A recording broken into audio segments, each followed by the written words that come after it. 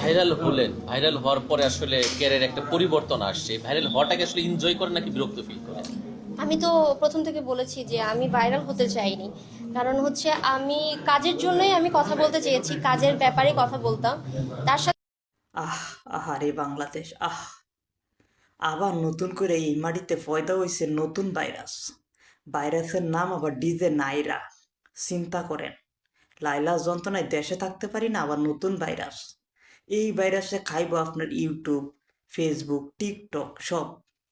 এতগো যন্ত্রণায় আর দেশে থাউন যাইতো না।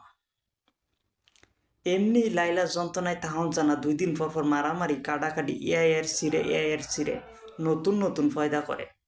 এখন আবার লাইলার দিন শেষ, নাইরার বাংলাদেশ শুরু করে দিছে নতুন গান। এ যে কি খাইব এই চিন্তায় বাঁচি না। আর আছে ডাকি কি খাবি তোরা?